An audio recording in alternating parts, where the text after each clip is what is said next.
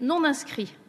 Nous entamons la discussion générale avec Monsieur Roger Gérard Schwarzenberg pour le groupe RRDP. Vous avez la parole, Monsieur le Président.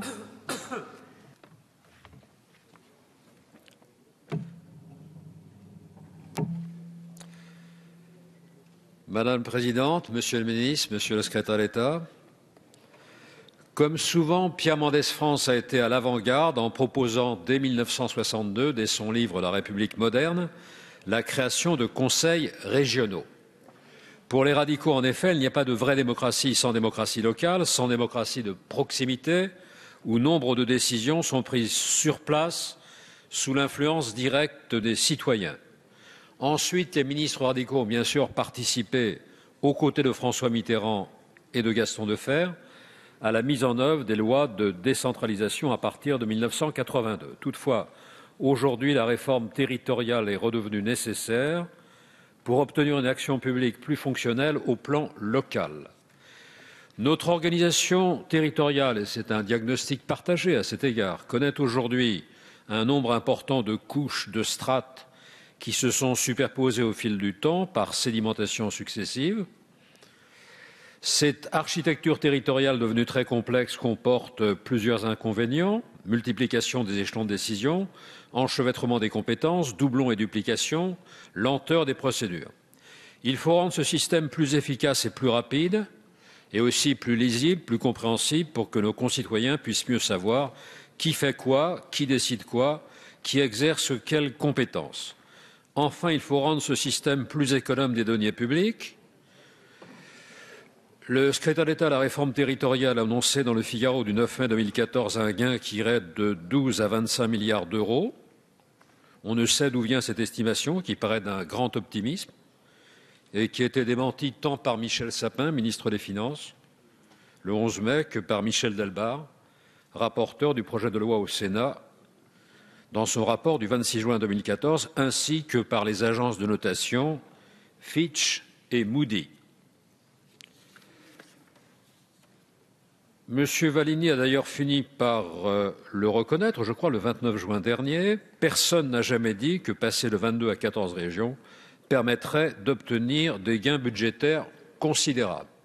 Bon, donc je suis heureux qu'il ait changé d'analyse pour en revenir à la réalité, qui est un élément important de la vie politique.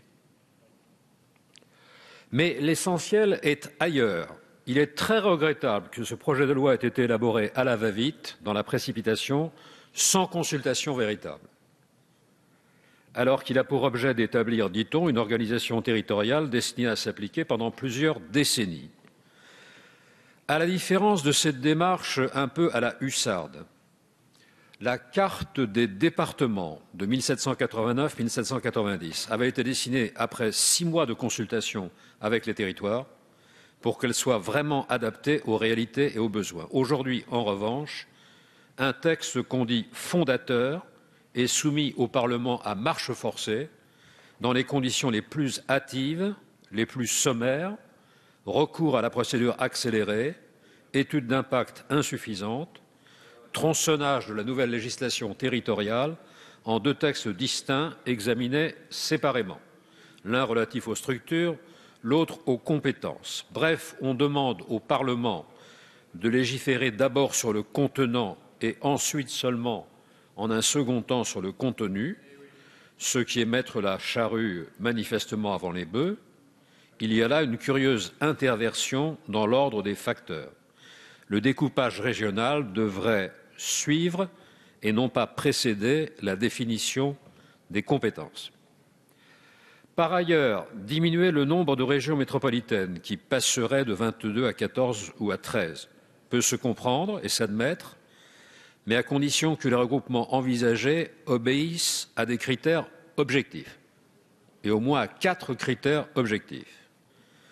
Premier point, la complémentarité réelle, les affinités naturelles des régions regroupées, reposant sur une histoire commune, une culture partagée, des réalités géographiques et économiques analogues ou convergentes.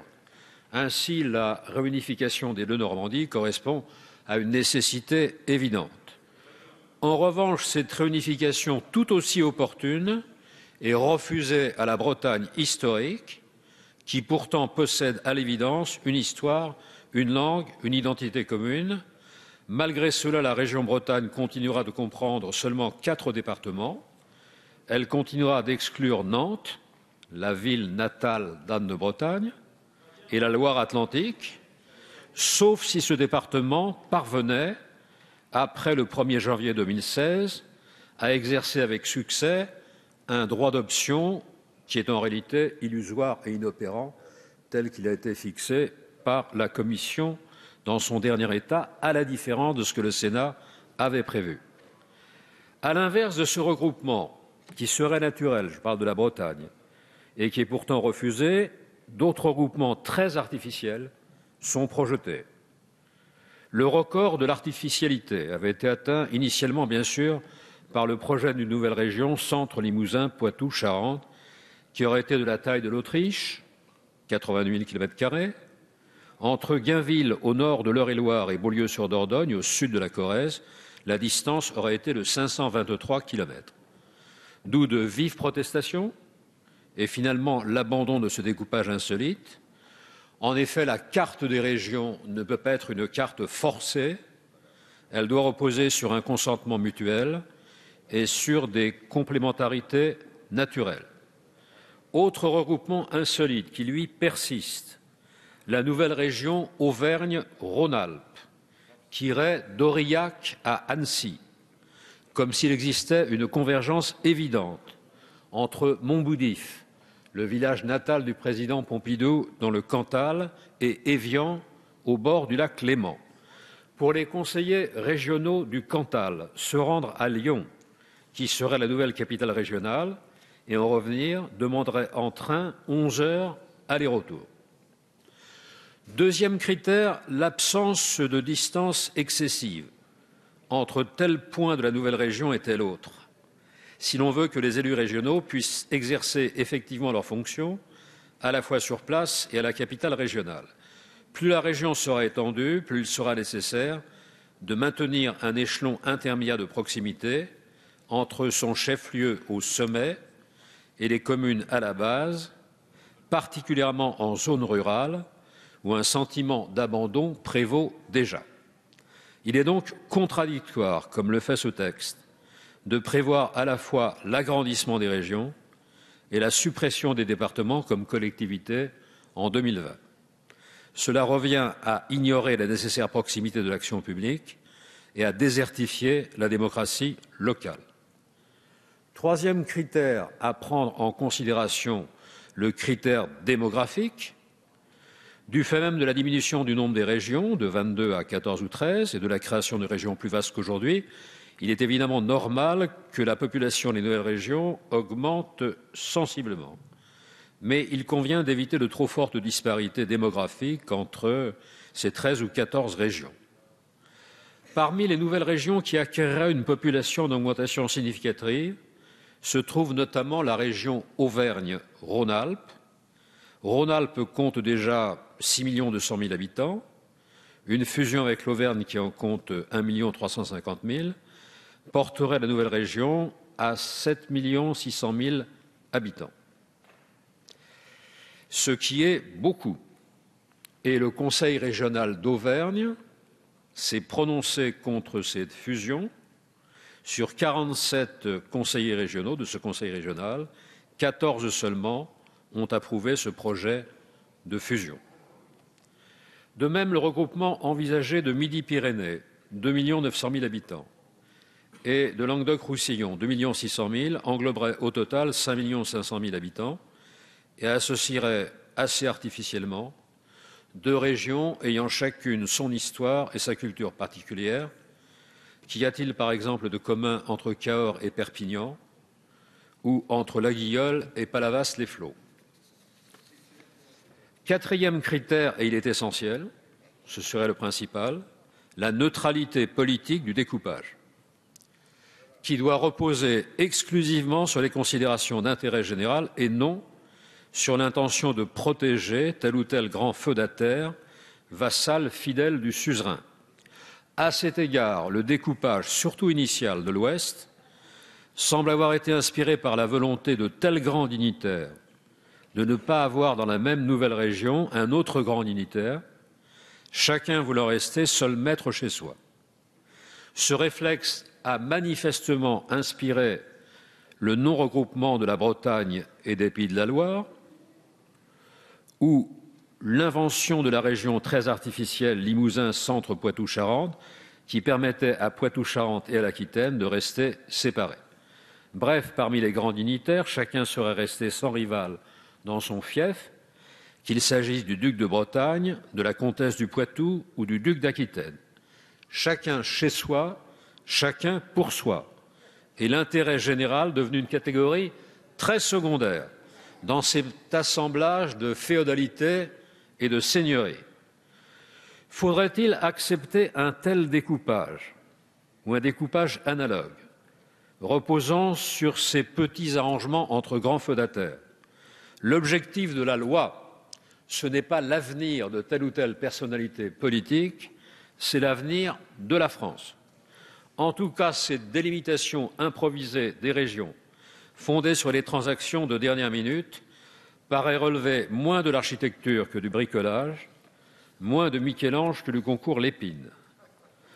Pour ne pas figer éternellement cette délimitation et permettre à terme telle ou telle évolution, ce projet de loi maintient finalement le droit d'option, c'est-à-dire la possibilité, vous le savez, pour un département de se détacher de sa région d'origine pour intégrer une région limitrophe.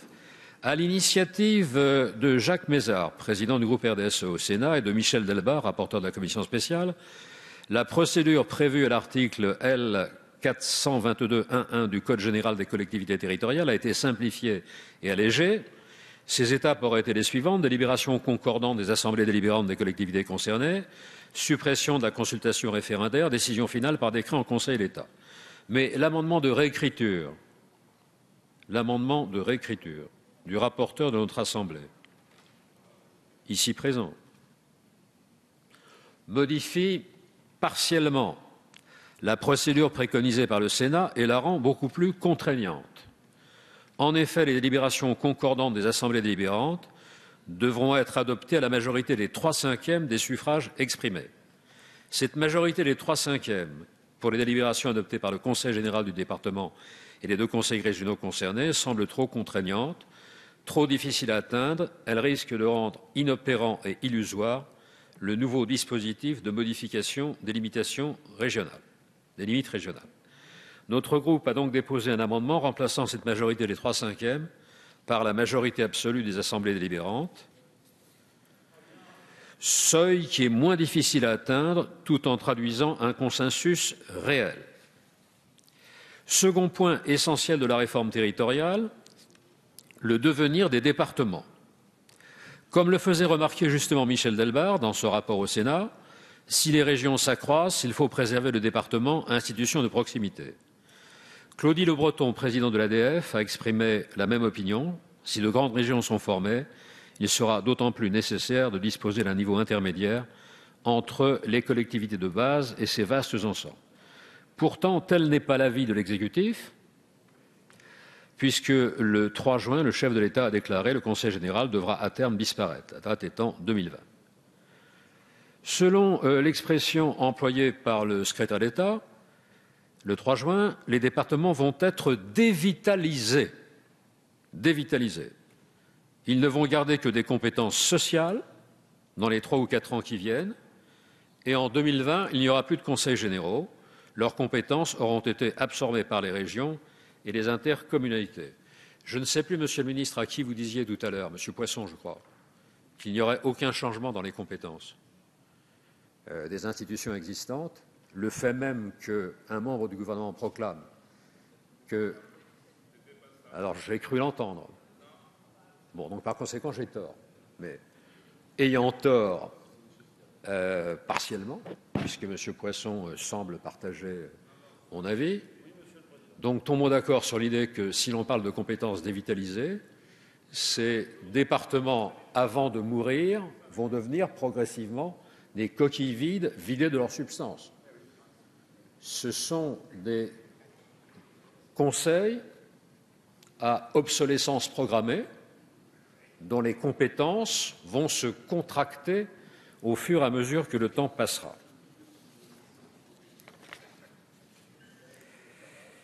Bien, si je puis dire.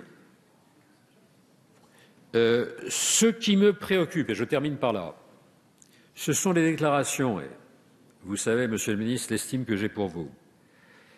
Nous désirons faire monter en gamme l'administration déconcentrée de l'État, nous modernisons les services de l'État au plan départemental, car le département a vocation à demeurer comme instance administrative déconcentrée de l'État. Il y a eu avec François Mitterrand, Pierre Mauroy et Gaston Defferre la volonté de renforcer l'autonomie des collectivités territoriales. Aujourd'hui, nous voulons donner plus de force à l'administration déconcentrée de l'État et aux services publics. D'où ce propos de Didier Guillaume, président du groupe socialiste au Sénat. Nous nous opposerons à toute recentralisation, à tout projet renforçant les pouvoirs du préfet au détriment des élus. Le projet du gouvernement a en effet de quoi surprendre. À l'inverse de toutes les lois de décentralisation, il renforce le rôle des préfets et non celui des assemblées élues.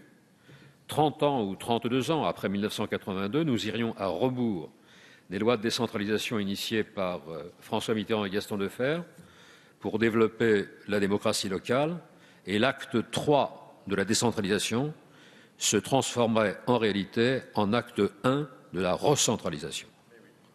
Alors la question est simple, veut-on que notre territoire soit géré par des technocrates ou bien par des collectivités d'élus issus du suffrage universel et rendant compte à la population? La démocratie locale est un atout de notre pays, il ne faut pas l'affaiblir.